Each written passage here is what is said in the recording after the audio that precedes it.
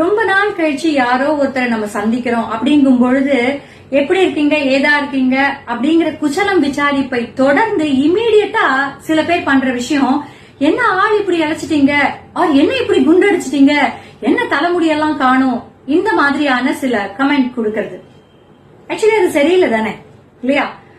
எப்பவுமே ஒருத்தருடைய physical fitness பத்தி இமீடியட்டா நாம சொல்லறதுங்கிறது அவ்வளவாக ஏற்றுக்கொள்ளப்பட மாட்டாது.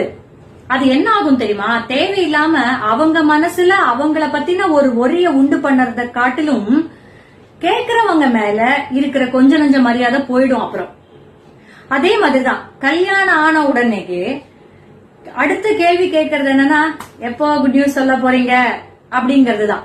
இதெல்லாம் தொன்று தொட்டு நம்மளுடைய பாட்டிமார்கள்லாம் பேசிருக்காங்க, இல்லன்னு சொல்லல, ஏதோ அவங்களுக்குரிய ஆசையில பேசிடுறாங்க. ஆனா அது என்னமோ ஒரு ட்ரெடிஷன் மாதிரி எல்லாரும் இப்ப வரைக்கும் ஃபாலோ பண்றது, which is not correct actually. ஏன்னா சில விஷயங்கள்லாம் ஒவ்வொருடைய பர்சனல்ஸ், அத வெளியில பேசுறத நிறைய பேர் விரும்புறது இல்ல, வெளிப்படையா பேசுறத நிறைய பேர் விரும்புறது இல்ல. கொஞ்சம் அதெல்லாம் நம்ம ஃபாலோ பண்ண ஆரம்பிச்சிட்டோம்னா யாருடைய மனசையும் புண்படுத்தாம நாம நம்முடைய ஃப்ரெண்ட்ஷிப்பை மெயின்டைன் பண்ண முடியும். சரிங்களா?